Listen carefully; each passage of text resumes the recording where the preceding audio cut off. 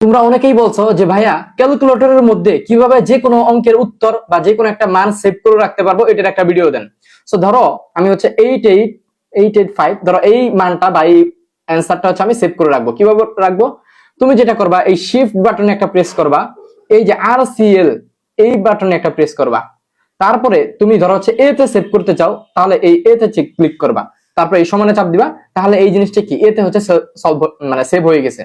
তো দেখো এটা দেখার বুদ্ধি হচ্ছে কি, এটা ধরো তুমি পরীক্ষা হলে কিভাবে দেখবা, এই আলফা বাটন প্রেস করে এই যে এতে হচ্ছে আবার একটা চাপ দিবা, তারপরে সমানে একটা চাপ দিবা, তাহলে দেখো এই যে এই মানটা কিন্তু দেখাচ্ছে, অর্থাৎ এই মানটা কিন্তু সেভ হয়ে গেছে। সেম ভাবে তুমি চাইলে কি বি সি ডি এগুলাতেও কি সেভ করে রাখতে পারবো। ধরো হচ্ছে আমি 662 এটা হচ্ছে বি তে সেভ করবো। কিভাবে করবো?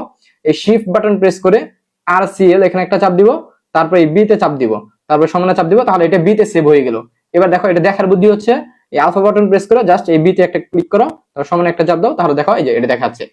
সো দেখো তোমরা চাইলে এই ক্যালকুলেটরও হুবহু একদম সেম ভাবে কি এভাবে তোমরা সংরক্ষণ করে রাখতে পারো ইনশাআল্লাহ, ঠিক আছে। আর এটা কাটার বুদ্ধি হচ্ছে, ধরো এটা তুমি রিফ্রেশ করবা, তাহলে শিফট দিয়া মোড দিবা, তারপর হচ্ছে 3 তে চাপ দিবা, তারপর সমান সমানে দুইটা চাপ দিবা, তাহলেই কি আমাদের একদম রিফ্রেশ হয়ে যাবে। সো আশা করি বুঝতে পারছো। সো এই ধরনের ভিডিও আরো পেতে এই পেজে ফলো দাও এবং ভিডিওটাতে একটা লাইক করো। ধন্যবাদ সবাইকে, আসসালামু আলাইকুম।